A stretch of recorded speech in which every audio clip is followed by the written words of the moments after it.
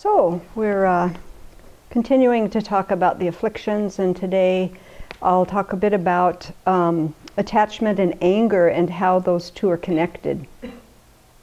So again, attachment is an overestimating of the positive aspects of an object or a person, and denying or really downplaying any of the negative aspects. And this, of course, when we think about it, is a distorted view. But we have this conceptual idea about a person or an object, and then we start relating to them that way, with this distorted view. And sooner or later, they act in the way they actually are, and so then we bump up against this disparity, and it leads to a lot of suffering for us. And we often have this idea in our mind, I think, at least I do, that, or did, I don't so much anymore, but for many years I just thought, if I was around the right person, or I had the right circumstance, or the right object, or enough attention, or enough love, then I would be happy and I would have some security. And of course this doesn't work. If this actually worked, then when our life was pretty good, not so many problems, and kind of floating along and pretty okay, then we would feel very happy and quite satisfied. And that's not the case. No matter the best circumstance, the mind still wants more, it wants better. And so this is that distorted view that is just full of attachment. So all of these mental afflictions arise from holding things to be truly existent, to be solid and separate from their own side. And these arise to help us to maintain or prove this solid identity that we carry. And so we can start to train ourselves to identify attachment and anger. If I see someone in this distorted way and they start behaving as they actually are, my reaction oftentimes is irritation or anger. So it's like the other side of the coin. So the first thing that one can do is to identify anger, because that's quite gross. We know when we're angry. It's a very gross affliction. And so then, work on trying to not let the anger pop out and use language that hurts others or actions that hurt others. And as we get a little more skillful in that, then we can start moving to trying to recognize our attachment, which is much subtler. And for me, when I try and identify attachment, oftentimes if I can catch when I'm first starting to feel disappointed in something, it's because I'm viewing it unrealistically.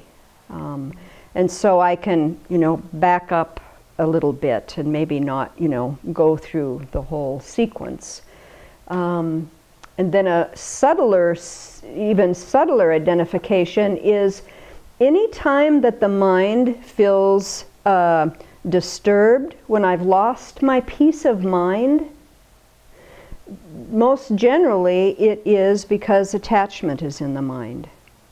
So any time my mind starts going south, going negative, going disturbed in any way, it's really beneficial to start looking at why is it turning now? What's up? What's going on? Because it's like anything, if I'm in full-blown anger, to stop that is very difficult because there's so much adrenaline in the system which fuels this fight or flight reaction we have. And until the adrenaline is out of the bloodstream, we go through that process. If we can catch these things very, very early on, we have more chance to actually manage them and to work internally. And so that's why it's so helpful to really cultivate a lot of mindfulness and to spend a lot of time meditating and on the cushion so that we can start identifying and understanding how our mind operates. Because each of us has a little different way that we react because of all of our past actions, how we've been conditioned, all of our past our past lives, all the karma. So we all have a different flavor. So the only one that can figure out what mine is me. And so to spend time to really start looking at that. And again, we have to look at that with a very gentle heart. If we start looking at that and we have judgment or harshness in the mind, then we end up kind of hating ourselves, and then that doesn't work at all. Then we turn those afflictions inward to ourselves, and we don't get anywhere. We really spin our wheels. So to have a very gentle mind, very gentle intention to look at how does my mind react in certain situations. Can I identify what that affliction is, and then how can I learn how that feels internally so that the next time it arises, then I can start working on it, applying these antidotes. And so we kind of work on two levels. One level is I want to try and diminish the afflictions as they arise, and they're going to arise for a very long time, because I've been habituated to them for lifetimes. So I just accept that. It's okay. So as it arises, I try to stop it as soon as I can. And that's quite an act of compassion, actually, if we can do that. And then we also work on this aspect of remembering that we are seeing reality in a very distorted way. We see everything as solidly, inherently existent. And so the more that we can train ourselves to remind ourselves that everything is changing moment to moment to moment. And so if everything is changing moment to moment to moment, what can we hold on to? Nothing. There's nothing to hold on to.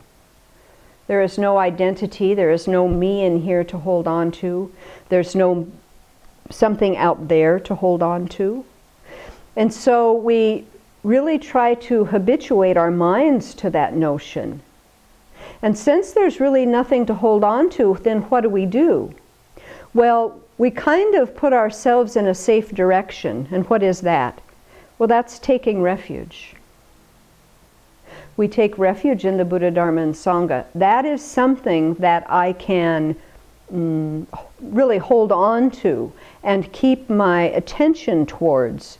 Because what does that actually mean? That actually means that I want to be very aware and very clear and very alert and very kind and very compassionate and very loving toward myself and others.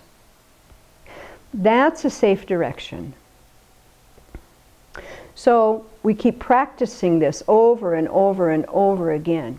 And we spend the time to get to know our particular mind and how it operates. And we pay special attention to when an affliction arises, how do we react to that?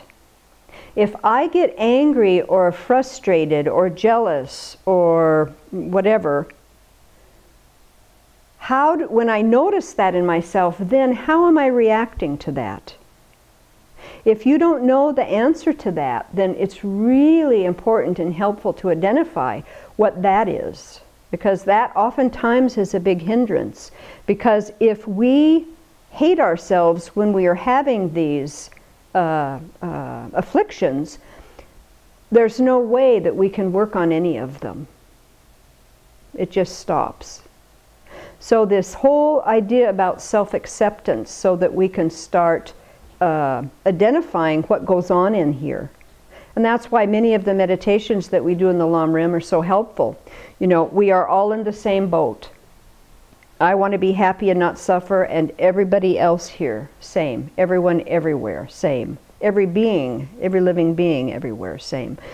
And so if I can remember that, then I can be a little gentler when I start looking at my particular flavor of afflictions that arise. Because we're all in the same boat. Yeah, none of us are any different in that way. So let's practice with a lot of self-acceptance to identify these afflictions, to work on them, because we all have the capacity to transform them completely, every one of us. And so let's keep that in mind as we go through our day.